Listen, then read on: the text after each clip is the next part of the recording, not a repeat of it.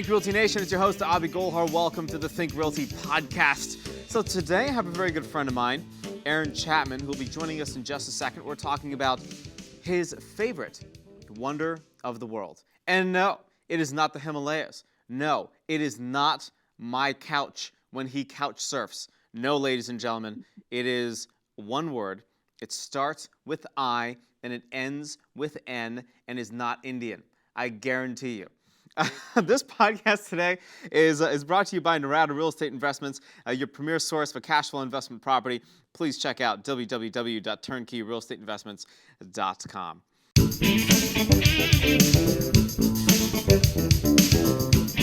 We're talking to Aaron Chapman about a few things today.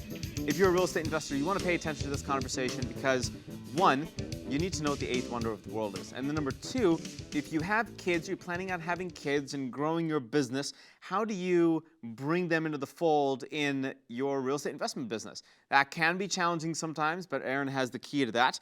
And then we'll go to the second segment of the show, where we talk about how empty big box stores are offering a very unique opportunity for self-storage developers. So that's what's coming up on the show today. That being said, Aaron, welcome to the show, man. So give us a little background. Who are you and what do you do? So I do loans, right? So I'm just like your regular loan originator, but a little bit different, as you can see. I go at things a little bit differently. I try and be intelligently unrefined in a way. So that way it kind of gives people a little bit different perspective on who they think they're talking to, until we get into the depth of the conversation. So I focus on real estate investors with the regular banking 30-year fixed type of transaction that you'll get at a regular bank. But I focus with real estate investors because it's not just an underserved part of the market, it's an unserved part of the market. They're not getting the type of attention that they should get when they're really one of the more stable type of loans out there that I can see. Especially if you know what you're doing, right? If you don't know what you're doing and you're running around all day, then you're the unstable type of real estate investor that Aaron is going to run away from. And I would run away from. Also, if you don't know what you're doing as a banking entity, yes, because the banking entity can also give somebody such wrong information that they become unstable.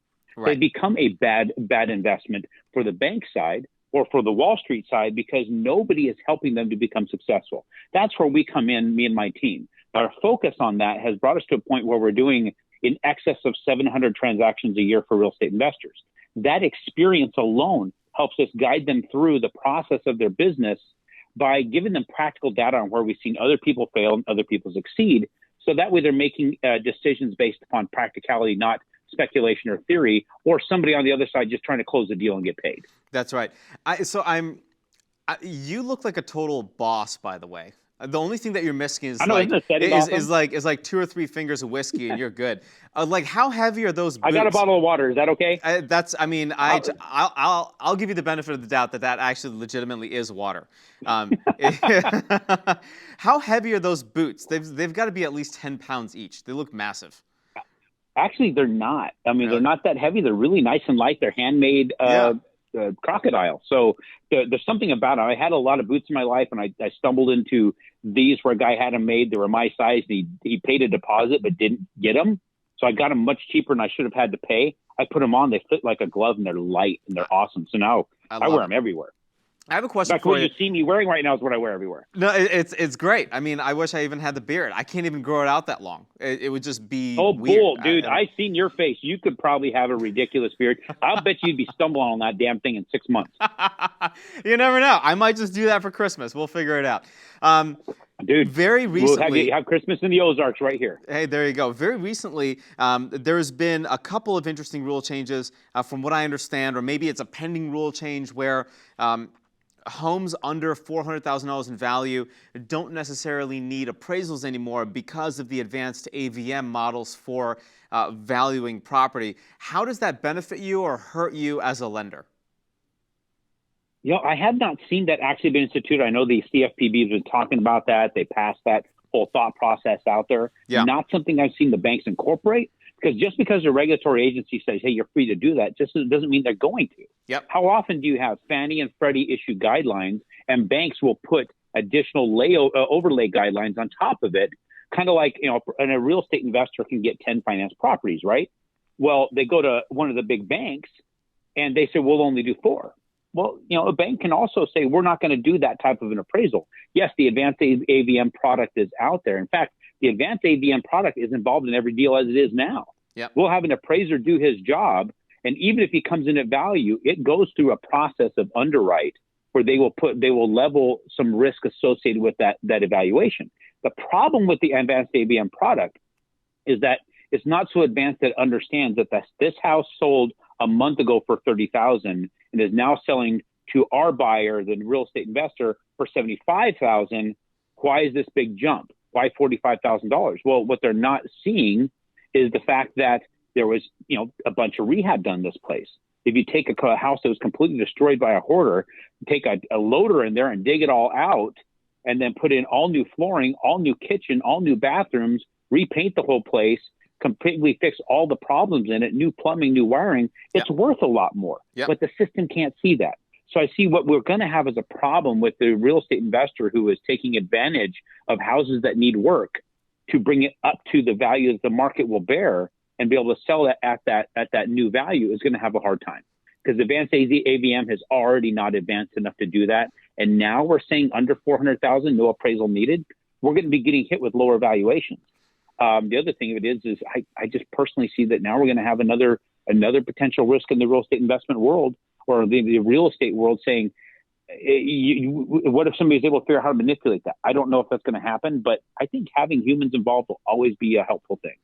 Yeah, I mean, I think the pushback to the human side of that is, well, the appraiser will have his or her own personal bias and may have their own obvious opinion on it and may not give the right kind of value. But I agree. I mean, I'm interested to see that interplay between a computer model and what really comes back with these appraisers. So I certainly appreciate your input, and we'll keep monitoring that as these rules become more indoctrined into the landscape, and also seeing who actually takes this and implements this. And like you said, I mean, banks might say, hey, to heck with this, I don't need this, because our processes right now are significantly better anyway. So appreciate the insight. Let's talk about that eighth wonder of the world that you love talking about so much, called inflation. Why do you think it's the eighth wonder of the world? Here I thought it was the Taj Mahal in India. No, that's one of the wonders, but I don't know that's the eighth one. So I think the Taj is definitely up there. So it's actually so inflation is not considered one of the wonders of the world. It is compound interest is the eighth wonder of the world. What's interestingly enough is real estate investors and people in general, when they're financing a home, they're really concerned about putting more money towards their payment, getting the extra cash flows and paying down the note, or getting a 15-year loan. They can have that property paid off faster because they're being beat on by the eighth wonder of the world, which is compound interest, right? So if you borrow, let's say you bought a $100,000 property, put 20% down, financed $80,000, a regular amortization schedule with today's interest rates would show a person paying back about $151,000 to $152,000 over the 30 years. They don't want to pay that. So I only borrowed 80, but I'm paying 152. So compound interest is kicking their butt. But when you factor in inflation, that right there is the antidote to the eighth wonder of the world only to the properly leveraged real estate investor. Meaning inflation is a negative thing, right? Our cost of living is going up every month. Now the government looks at the PCE, which is the personal consumption expenditures, or the CPI, the consumer price index, and that only measures certain things. Those measurements say that our inflation's at a tame 2%. Right. But if you look at places like shadowstats.com, as in shadow statistics, or you go to the Chapwood Index, which looks at individual metropolitan markets, you will see that the national average is over 7% inflation, according to the shadow stats, if I'm reading that accurately. But if you look at specific markets, specific metropolitan areas, according to the Chapwood Index, they're saying some places, especially the coastal markets, are double digits. San Jose, 13% inflation. So why is that something that is a good thing for a real estate investor? Well, we get to raise rents to pace inflation. As we raise rents, our cash flow goes up.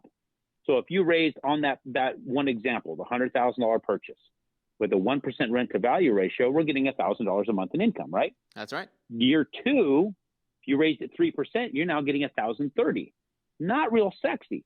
But if you're getting $200 a month in cash flow and it went to $230 in cash flow, your cash flow just jumped by 15%.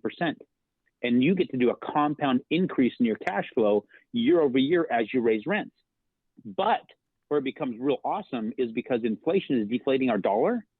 We're paying back that note, that $80,000 loan, which the compound interest says you're going to pay $152,000. Right. But when you factor in inflation and what's happening to the dollar's value every single year, and you recalculate the value of the dollar the day it leaves your hand to make the payment, and you compare it to the value of the dollar the day that you borrowed it, you'll see at that compound decline, you're not paying somewhere around $152,000 back.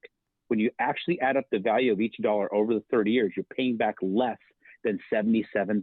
So you're actually making money on the deal the longer you hold it. This is tortoise and the hare. Right. So Aaron, right now I spend. So then the problem then the problem that I have is, but it's real money that's leaving my hand, right? So it's money tomorrow that's leaving my pocket to go pay this mortgage. Mm-hmm. So maybe rewind for those of us that are a little lost with that. You're saying the value of the dollar tomorrow is worth less than the value of the dollar from, say, when I got my mortgage, which was 30 days or 45 days or 60 days ago, and effectively as a result of that relative decrease in dollar. Well, let me bring it to something a little bit more relative, right? Sure. So if you could purchase a car, let's say right now I drive a 2004 Chevy Silverado, right? Lifted, got the diesel, got all the bells and whistles that came with that year, and I'm still driving this thing because the thing's in great shape. It's just 130,000 miles on it. Why would I get rid of it? Right. But I can spend nearly $100,000 to get a Chevy Silverado right now that has steering wheel, 4 tires, a diesel, and all those bells and whistles it has. Sure, there's a few extra things, but for the most part, it is, it's basically the same rig. Now, it's got a little bit more expensive stuff in it, a little bit nicer things, but ultimately, this would be like me being able to buy a Chevy Silverado today with the same price I paid back in 2004. In 2004, it was a $45,000 truck. Now it's nearly a $100,000 truck. Now you start seeing what's happening here. We're able to take yesterday's dollar value, buy that $100,000 property, and pay it back with those declining dollars. It's just a matter of understanding where your dollar stretches. And the best way for us to get there is to think back on what we paid for a gallon of milk, what we paid for our utility bill back 10 years ago. When you start considering what your dollar buys, you would much rather keep this payment at a very, very, very low payment for the next 30 years than going forward in the next 10, 15, 20, 30 years and paying what that payment would be for that same house. That's so the longer you stretch it, the more you're really going to be making. That's right. And that's the concept that I wanted to make sure was reiterated for those investors that are like, wait, huh?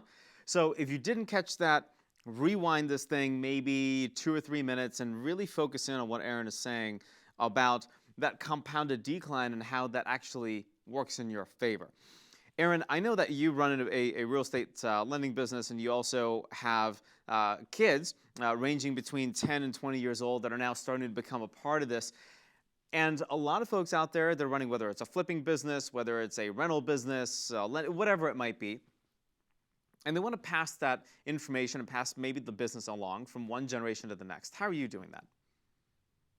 So I found that once I started developing my assets, I was utilizing the infinite banking strategy and some other things. And I started discovering, it's like, what am I going to do with this when I pass? What's going to happen? I'm seeing people that have parents leaving them millions of dollars, and then what? They end up just blowing it away. You start seeing what happened with like Cornelius Vanderbilt, Andrew Carnegie, all the robber baron. Well, they call them the robber barons. They weren't robbing anybody. They were the tycoons of industry at one point. And really, the only one that has endured from back then is basically the Rockefellers.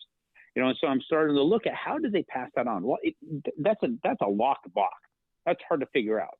But what I started discovering is like I need to help them to understand what would they do today if something happened to me now. So I sat down with my children and explained a story to them that's a little bit too long of a story to go into now, but it gave me the opportunity to ask them, what would you do if something happened to you, me and your mother on a business trip? If we are gone as of tomorrow. Well, they just looked at us and they said, we don't know, because they don't know what they don't know. So I decided to crack the books open. I showed them every bill that we had, every asset we had. I showed them and all the debts we had, how to access those, and where our income was coming from. And I did actually show them what the income was, and they all turned in unison and looked at me as like, well, then why do we live here? Well, it's because I'm not going to get a castle on the hill for my kids, right? Right. Like, I'm waiting till you guys all leave, then I'm going to buy the castle. Right. And then when you guys come to visit, you'll meet me at Circle K, you'll put a hood on, and then they'll take you up to it. There's no way you're moving back in. Right. But, so they it was interesting that they asked that question. But, it's like, I want you guys all to start at a uniform spot.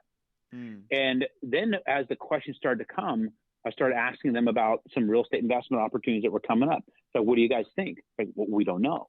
So what we did was we decided to collectively form a board. And now they look at every single opportunity for us to invest. And I don't just have them look at the opportunity. I actually have them do an interview with who we're getting the investment through.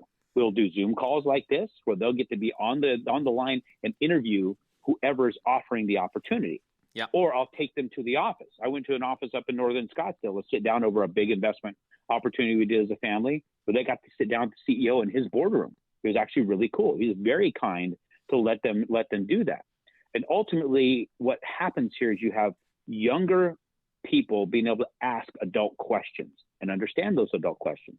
You have adults and business people that have been doing this a long time who have to dumb down their answers to where a child can understand it. And then I can kind of sit off to the side and let them know there's a special place in hell for anybody who lies to kids. So you're not going to put me in a position where you're going to take from me because you're taking from my kids, right? That's right. So that's awesome. The education helps everyone. And my kids have gotten now to the point where they have to put aside 10% of their income and show us where they're putting it. And we have to verify they're doing it. Because as long as they put their money aside and they eventually will invest with us in tandem, we're not commingling it. We're keeping them separate. So that way they developed a discipline to keep this business going when we pass. So I'm not just leaving money to somebody to just run it up their vein or do something stupid. That's right. Aaron, that is probably one of the best things that any parent can do for their kids, and I applaud you for that effort. I really, I'm excited to do that for my kids whenever we have them. So I'm going to be looking to you for that kind of guidance. I'm just going to send them over to live in that cabin of yours as well. That's exactly what we'll whip them to shape because I'll have some work to get to be done too.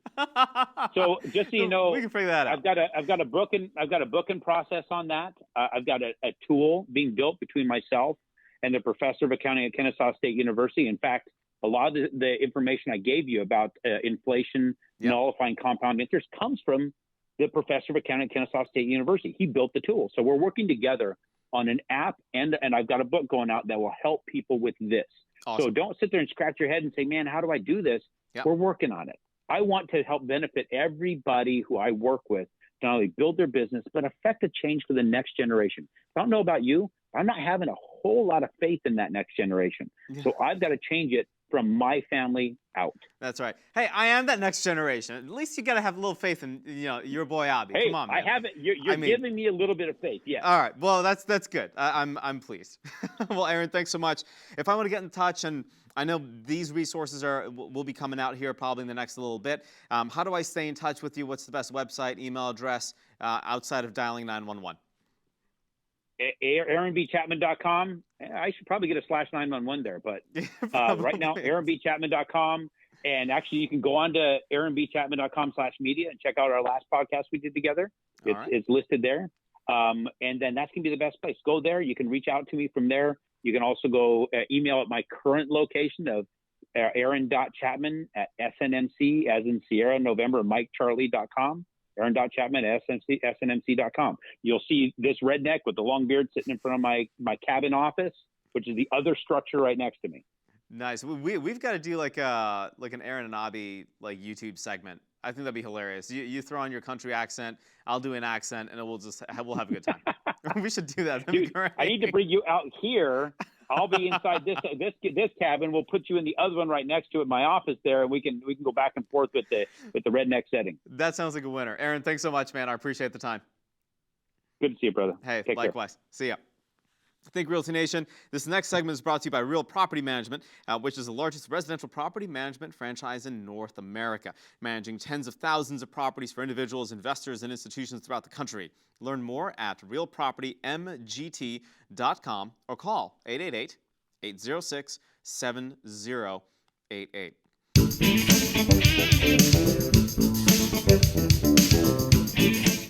On the National Real Estate Investor Online website, a very interesting article that said empty big box stores titled Empty Big Box Stores Offer an Opportunity for Self-Storage Developers, which I think is kind of interesting.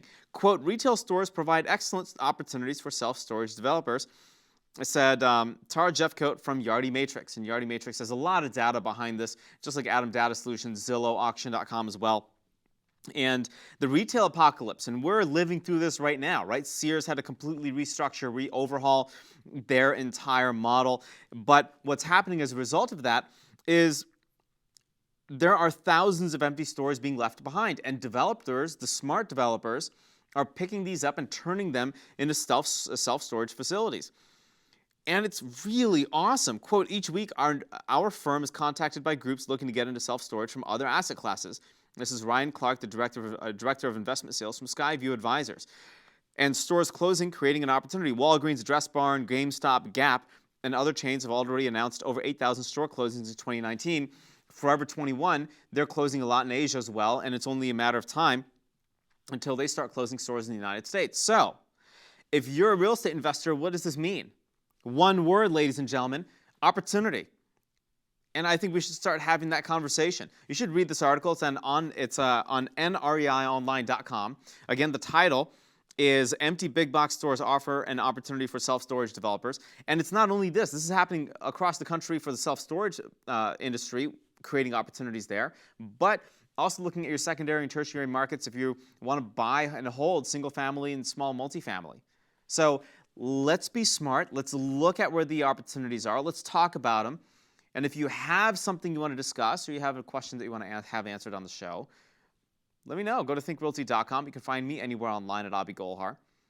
And start making some smart decisions, just like what Aaron was saying, right? You got to pay attention to that eighth wonder of the world. All right, that's the show. You got questions, get in touch. Again, thinkrealty.com is where I live. And, these podcasts can't be made possible without the support of our amazing, amazing sponsors. And today's amazing sponsor is Narada Real Estate Investments. Marco Santorelli, thank you so much. You are a total rock star in my book. I love you, man. And Narada Real Estate Investments is your premier source for cash flow investment property. Please visit them at www.turnkeyrealestateinvestments.com. Think Realty Nation, that's a wrap. That's the show. And until next time, happy investing.